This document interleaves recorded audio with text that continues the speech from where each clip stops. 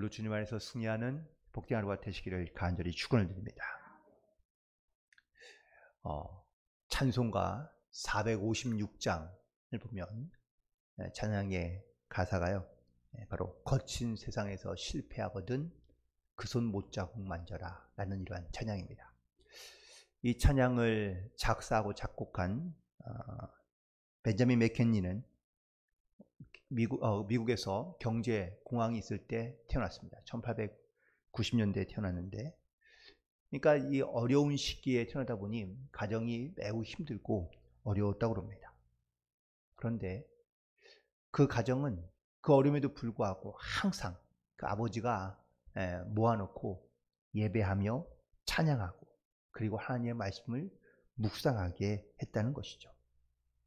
맥켄지는 그런 아버지의 그 모습을 통해서 그 역시 찬양을 좋아하고 노래 부르기를 좋아했는데, 아버지가 그의 재능을 알아보고 그에게 당시 품금이 엄청나게 비싼 가격이었는데 아무튼 빚을 내어서 그 품금을 사주고, 이 맥켄지는 그래서 그 아버지의 도움으로 혹은 또 격려로 또 사랑으로 그는 이런 훌륭한 찬양 사역자가 될 수 있었다고 합니다.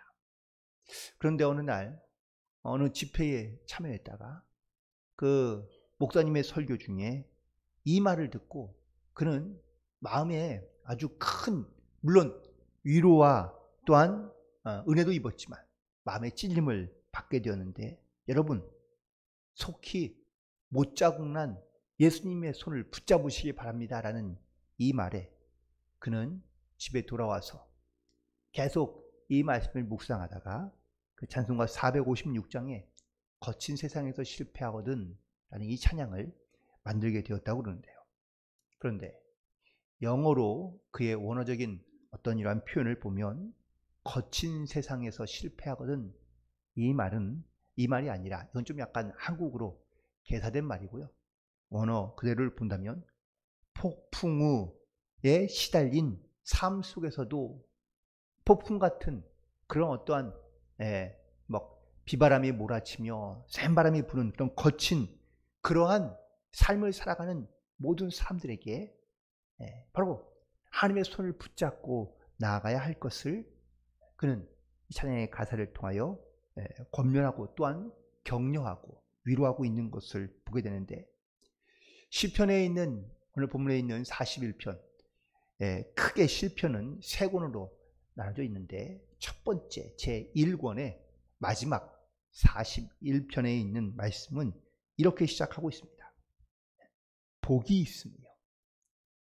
원래 히브리어도 역시 좀 우리나라 말 구조가 좀 다르긴 한데 시편 1편에 가장 먼저 시작하는 말이 바로 복이 있으며 라는 히브리어인 에세르라는 말로 시작하고 있습니다.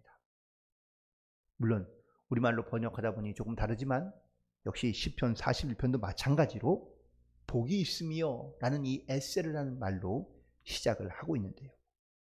시편 1편부터 41편 그 전체적인 제1권에 속하고 있는 그 시편의 말씀에 정말 이 시편 기자의 상황은 사실 지금 절대로 그런 상황은 아닙니다.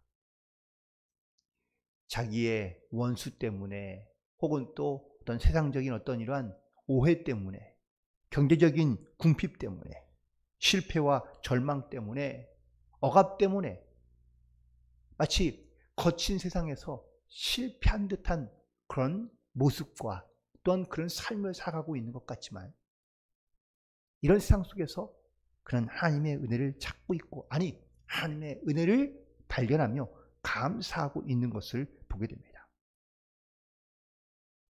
특별히 본문에 있는 말씀 가운데 물론 나중에 등장하겠지만 당연히 믿는 자에게 배신당하는, 떡을 함께 나누어 먹던 사람으로부터 배신당하는 그러한 고통 가운데 있을 때에도 이 시편 기자는 하나님의 은혜를 구하며 또 하나님을 찾고 있으며, 아니 더 정확하게 표현하면 사람을 의지하기보다 하나님만 바라보며 나아가는 것이, 이것이 바로 이 시편 기자의 지금 모습입니다.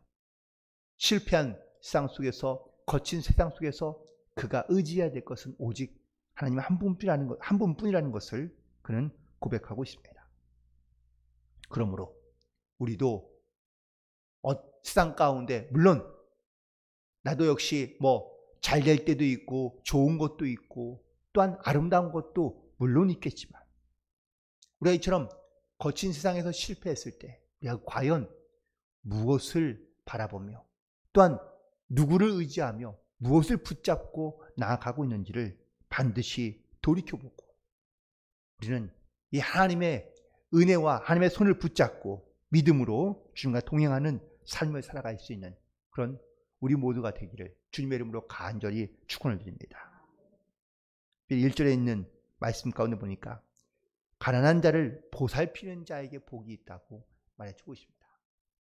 보살핀다라는 이 말은 히브리어로 샤칼인데 그런데 이거는 바로 연인의 마음으로 그 사람을 아끼고 또한 사랑하며 도와주는 것을 말하고 있습니다. 특별히 이 연인의 마음으로 보살핀다는 것은 바로 궁휼한 마음뿐만 아니라 어떠한 어려움에도 그를 돕고자 하는 매우 구체적인 행동을 의미하고 있는 겁니다.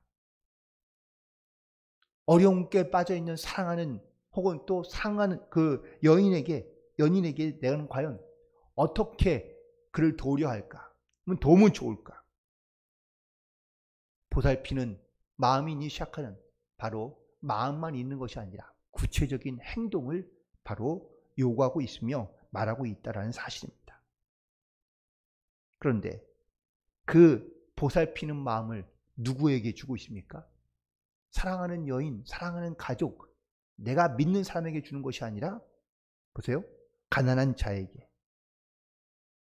나와 아무런 상관없는 또한 나와는 직접적으로 나에게 어떤 도움이 되지 않는 가난한 자에게 보살피는 마음을 갖고 살아가는 것 여호와께서 그런 마음을 가진 사람을 도우시고 또한 재앙의 날에 그를 건지시겠다고 말씀하고 있습니다.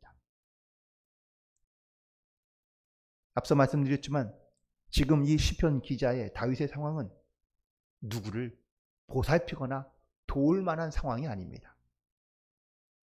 왜냐하면 4절과 5절에 있는 말씀을 보시기 바랍니다. 시편 기자는 여호와여 내게 은혜를 베푸소서 내가 주께 범죄하였으니 나를 고치소서. 지금 자기의 상황도 해결하기 어려운 그러한 상황이라는 것을 충분히 짐작할 수 있습니다.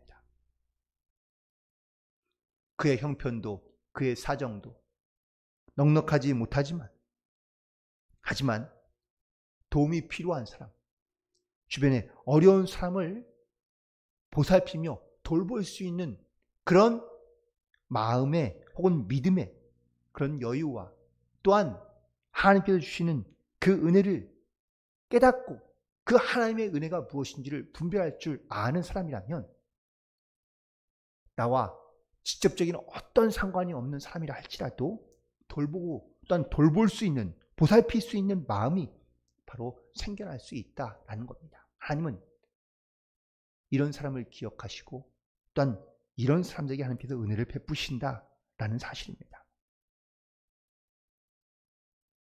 세상은 내 뜻과는 전혀 상관없이 혹은 또 내 바램과도 역시 상관없이 여전히 가난한 자는 많고 또한 흉악한 범죄도 계속 많이 일어나고 있습니다.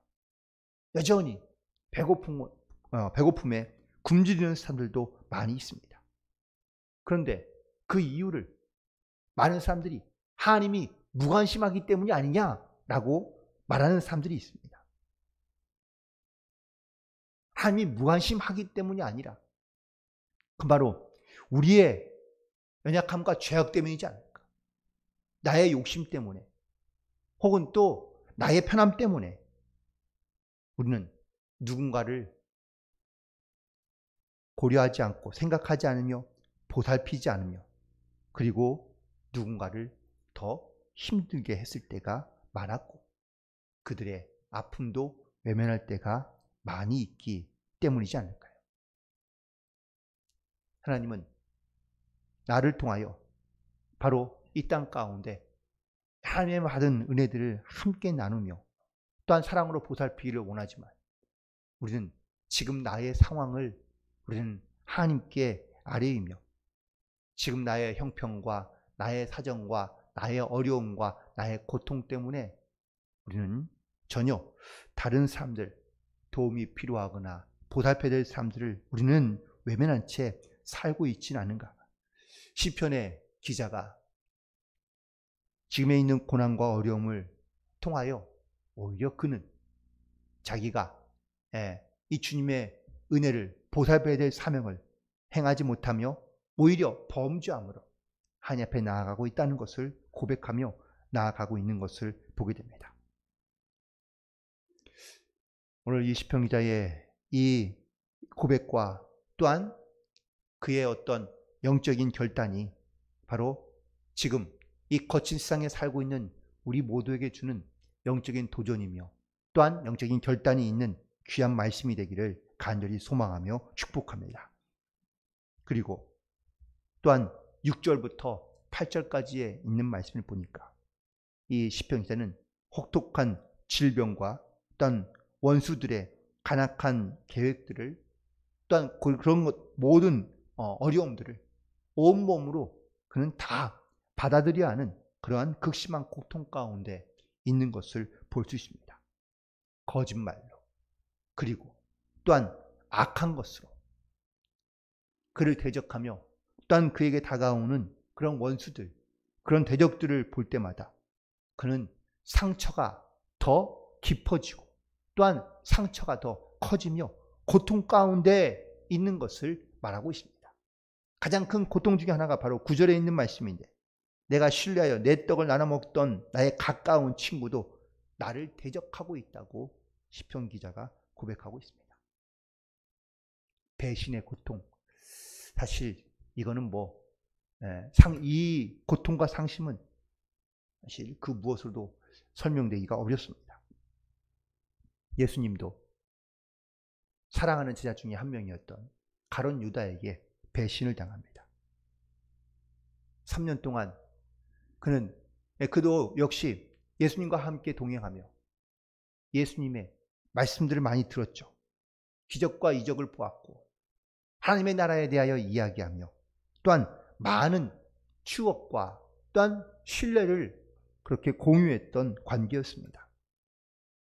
그런데 그가 예수님을 파는 날 그는 예수님께 다가가 가장 아름다운 미소를 지으며 예수님의 이름을 아주 편안하고 달콤하게 부르며 그는 예수님에게 입맞춤하였는데 그 입맞춤이 바로 예수님을 팔아넘기는 가장 구체적인 사인이었던 것을 우리는 보고 또한 알고 있습니다. 이처럼 정말 어떤 믿었던 신뢰했던 그런 사람으로부터 배신을 당할 때 세상의 그 무엇도 위로가 되지 않을 것입니다. 이때에 우리는 오직 하나님만이 예수님만이 우리의 삶의 구원자 되시며 인도자 되심을 우리는 믿음으로 고백하며 주님만 바라보며 나아갈 수 있는 그런 저와 여러분 되기를 간절히 소망합니다. 결국 시편 기자는 오늘 본문에서 정말 실패함으로 또한 이 원수들의 그런 계획 때문에 또 심지어 믿었던 사람으로부터 당했던 배신 때문에 육체적인 고통과 아픔을 느끼며 또한 세상 가운데 실패할 수밖에 없는 상황이지만 이 상황 속에서 시편 기자는 지금 하나님만 바라보며 하나님만 의지하여 그리고 내가 영원히 주님만을 의지하며 붙들며 살겠다는 믿음의 결단 가운데 나아가고 있는 것을 보게 됩니다. 12절에 있는 말씀입니다. 주께서 나를 온전한 중에 붙드시고 영원히 주 앞에 세우시나이다.